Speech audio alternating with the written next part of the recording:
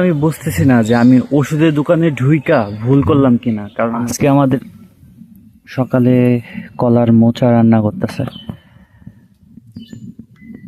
আমার বোন কলার মোচা চলতেছে।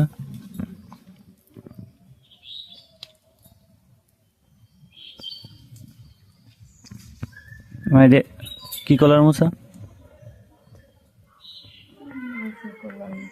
আনাজে কলা।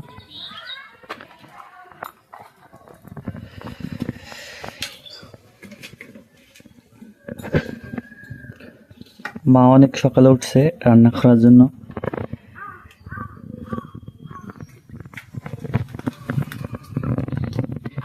কলার মোচা গাইটা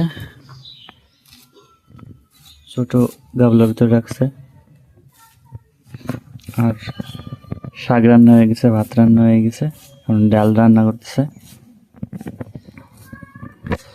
তারপরে খাওয়া দাওয়া করে দোকানের দিকে যাইতে হবে।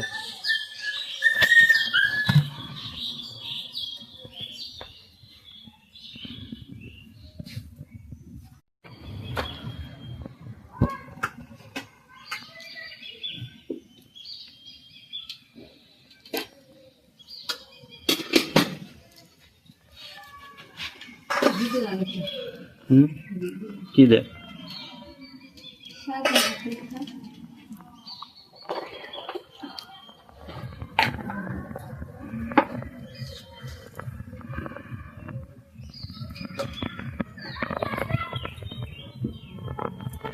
সকাল সকাল গরম ভাতের সাথে শাক আর ঘি।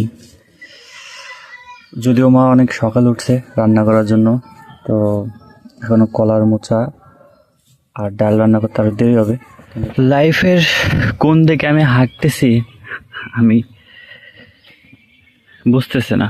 আমি বুঝতেছি না যে আমি ওষুধের দোকানে ঢুইকা ভুল করলাম কিনা, কারণ আমাকে সকাল 10টায় যাইতে হয়, আবার রাত্রে 10টায় দোকান থেকে বেরোতে হয়, বাড়ি আস্তে আস্তে 11টা 11:30 বাজে। তো সেক্ষেত্রে আমার টাইম মেনটেনের ব্যাপার, আর সব মিলে দেখা গেছে 12 ঘন্টা ডিউটি। আর সেই ক্ষেত্রে এই কন্টেন্ট ক্রিয়েশন ভাই খুবই খারাপ অবস্থা।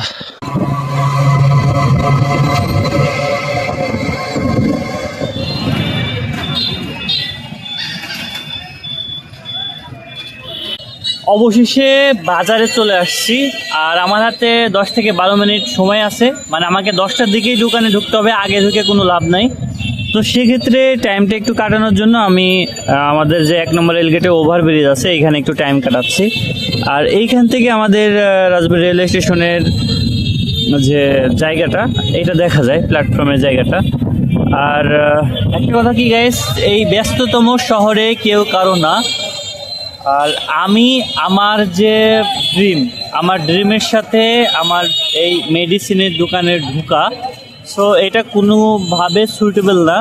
বাট ওই যে গ্রামে থাকলে সমালোচনা করা হয়, আমাকে নিয়ে অনেক কিছু বলা হয়, বেকার এসে অনেক কিছু, তো ওইটা সহ্য না করতে পেরেই কিন্তু আমি এই ওষুধের দোকানেটা ঢুকছি।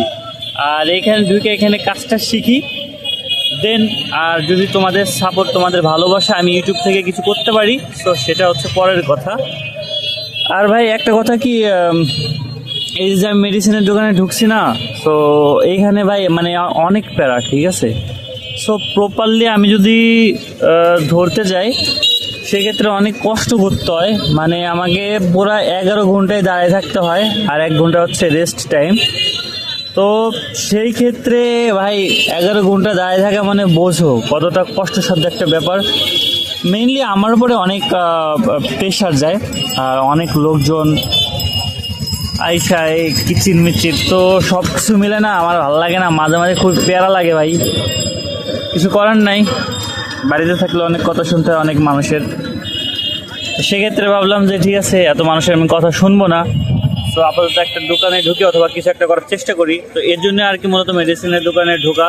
আর সকালে মা অনেক কষ্ট করে, আমার মা আমার জন্য অনেক কষ্ট করে, আমি বোঝার চেষ্টা করি, কিন্তু বাস্তবতা এবং পরিস্থিতি আমাকে অন্য জায়গায় ঠেলে রাখছে। তো ভাগ্যরও পরিহাসটা অন্যরকম ভাই। অনেক স্ট্রাগল করার চেষ্টা করতেছে এই কন্টেন্ট ক্রিয়েশন জার্নিতে, কিন্তু আমি মূলত এখান থেকে সাকসেসের দেখা এখনো পাইনি।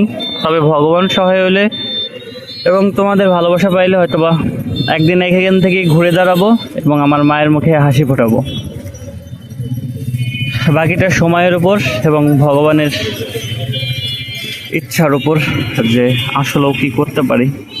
তবে হ্যাঁ, এই মেডিসিনের দোকানটা আমার জন্য না ভাই, সত্যি বলতে আমার জন্য না, কারণ এর জন্য আমি সুইটেবল ফিল করি না এই কাজের জন্য। অনেক স্ট্রাগল, অনেক প্যারা ভাই, আর এমনি যে বেতন দেয় এই বেতনে জীবন কখন চলবে না। স্বপ্নটা অনেক বড়, আর আমি চাই যে আমার স্বপ্ন পূরণে ভাই তোমরা সাথে থাকো।